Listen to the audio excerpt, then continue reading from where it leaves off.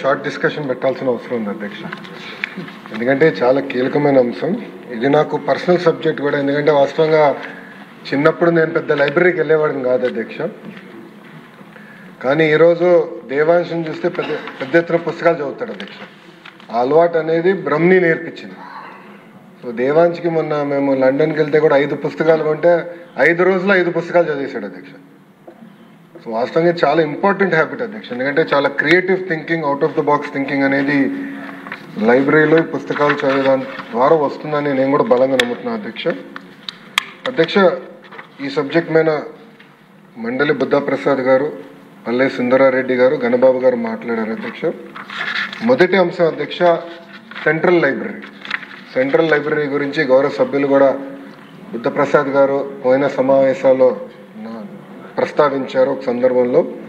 దానికోసం అధ్యక్ష సుమారుగా 150 కోట్ల రూపాయలు ఖర్చు అవుతుందని మేము అంచనా వేసాం.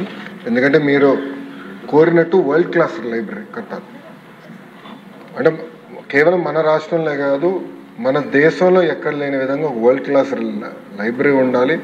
కేవలం ఇన్ఫ్రాస్ట్రక్చరే కాదు, మనకు కావాల్సిన మ్యాన్యుస్క్రిప్ట్స్ ఇవన్నీ కూడా మనకు చాలా ఉన్నాయి అధ్యక్ష. ఇవన్నీ కాపాడాల్సిన బాధ్యత మనందరిపైన ఉంది కనుక చేయాలని నిర్ణయం తీసుకున్నాం. ఈరోజు గౌరవ ఇండస్ట్రీస్ మినిస్టర్ గారు హౌస్లో లేరు, ఆయన కౌన్సిల్లో ఉన్నారు. టీజీ భరత్ గారు నేను ఇట్లానే సింగపూర్లో మాట్లాడుతున్నప్పుడు ఆయన పర్సనల్గా తీసుకుని శోభా డెవలపర్స్ అని వరల్డ్ వైడ్ వాళ్ళు ఉన్నారు అధ్యక్ష. వాళ్ళు యాక్చువల్లీ ఆంధ్రాకి సంబంధం లేని వారు.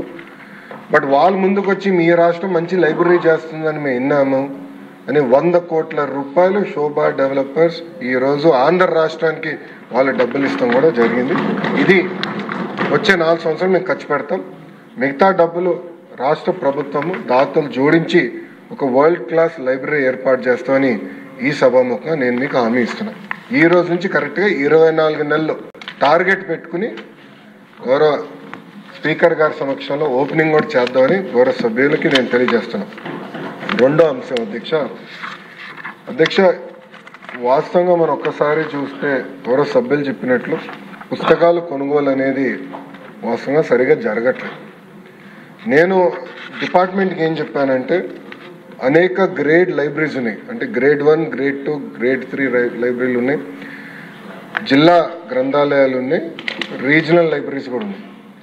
అసలు ఒక్కొక్క లైబ్రరీలో మినిమం బుక్స్ ఏమేమి ఉండాలి అది నాకు క్లారిటీ ఇవ్వండి.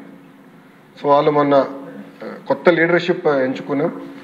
అక్కడ చాలా స్పష్టంగా చెప్పి మినిమం బేసిక్ బుక్స్ ఏమేమి ఉండాలో మీరు ఐడెంటిఫై చేయండి, దానికి ఎంత అవుతుందో నాకు చెప్పండి, అది ప్రభుత్వం కొనుగోలు చేసి ఆ లైబ్రరీలో ప్రజలకి అందుబాటులోకి మేము తీసుకొస్తాం. అది రెండో పాయింట్. కానీ అది టెక్నాలజీతో కూడా జోడిస్తాం అధ్యక్ష. ఈ 100 రోజుల్లో ఆల్రెడీ యాప్ మేము డెవలప్ చేసాం, 100 రోజులు లాంచ్ చేస్తాం.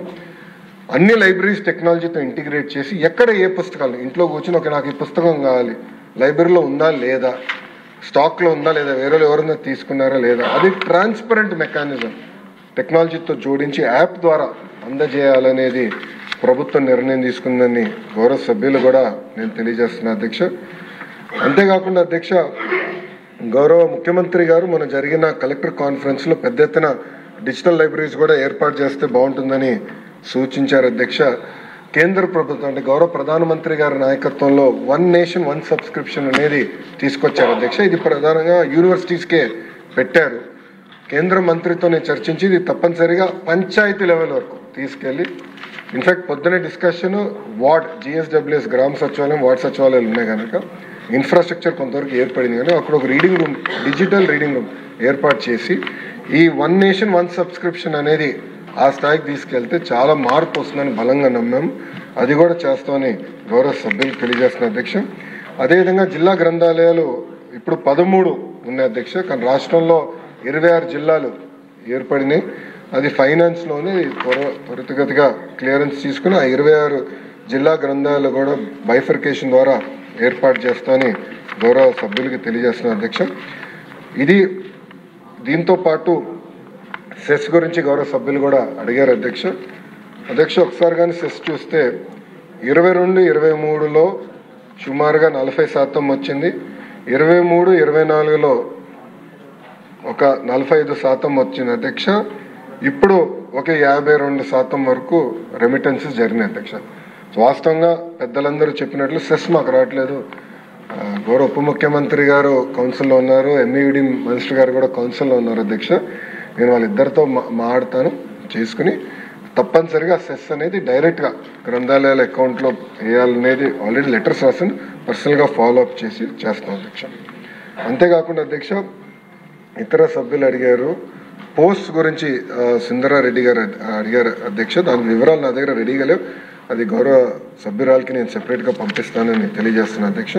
కాంపిటేటివ్ ఎగ్జామ్స్కి కావాల్సిన పుస్తకాలు మన ప్రభుత్వం ఏర్పడిన అంటే ప్రజాప్రభుత్వం ఏర్పడిన వెంటనే అది ఏర్పాటు చేసాం, ఆల్రెడీ అందుబాటులోకి వచ్చినాయని గౌరవ సభ్యులు తెలియజేస్తున్నాను అధ్యక్ష. గణబాబు గారి సూచన మేరకు తప్పనిసరిగా లైబ్రరీలు అన్నిటికీ స్టార్ రేటింగ్ ఏర్పాటు చేస్తాం. అద్భుతమైన సూచన మీరు ఇచ్చారు, తప్పనిసరిగా చేస్తాం. విశాఖపట్నం లైబ్రరీకి వచ్చేగల 20 కోట్ల రూపాయల బడ్జెట్తో ఒక మోడల్ లైబ్రరీ ఏర్పాటు చేద్దామని, దానికి ఏంటంటే కొన్ని సెపరేట్గా మీరు అన్నట్టు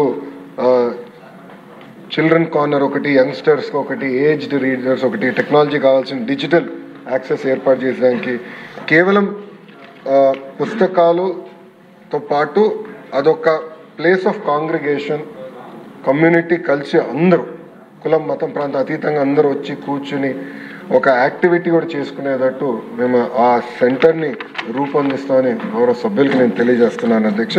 ఇది కూడా ఒక స్కెడ్యూల్ ప్రకారం చేస్తాం. ఆ ప్లాన్స్ అని సంబంధించిన ఎమ్మెల్యేలకి ఎంపీలు కూడా మేము షేర్ చేస్తాం. మీరు మీ సూచనలు కూడా ఇవ్వాలని గౌరవ సభ్యులందరూ కూడా నేను తెలియజేస్తున్నాను అధ్యక్ష. మండలి బుద్ధప్రసాద్ గారు చెప్పినట్లు ఇది చాలా కీలకమైన అంశం, మేము చాలా సీరియస్గా తీసుకుంటాం. ఇది తీసుకుని మేము డెలివర్ చేస్తాం. మీరు అన్నట్టు పిల్లల్లో ఈ పుస్తకాలు చదవాలనే అలవాటు రావాలి, చిన్న వయసులోనే అలవాటు అవుతే ఈ ఫోన్లకి అన్నిటికీ కొంతవరకు దూరంగా ఉంటారు.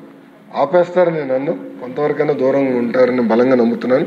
అది మా ఇంట్లోనే మేము పాటిస్తున్నాం. దానివల్ల ఎంత మార్పు వచ్చిందో దేవాంశం నేనే చూశాను స్వయంగా. ఇది ఒక ప్యాషన్ సబ్జెక్ట్ నాకు, తప్పనిసరిగా మేము సీరియస్గా తీసుకుంటాం.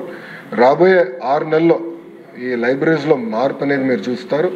మంగళగిరి నియోజకవర్గంలో ఒక మోడల్ లైబ్రరీ, ఎందుకంటే నేను కూడా అన్ని 175 నియోజకవర్గాల్లో ఒక మోడల్ లైబ్రరీ కూడా ఉండాలని ఒక నిర్ణయం తీసుకున్నాం. దానికి ఎలా ఉంటే బాగుంటుంది అనేది మంగళగిరిలో మేము ఆల్రెడీ ఏర్పాటు చేస్తున్నాం. ఎండ్కి వచ్చింది వర్క్, అక్టోబర్లో మేము ప్రారంభిస్తాం. దానికి మిమ్మల్ని కూడా పిలుస్తాం అధ్యక్ష, మీ చేతుల మీదుగా ప్రారంభిద్దాం. మీరు కూడా చూసిన ఫీడ్బ్యాక్ ఇవ్వండి.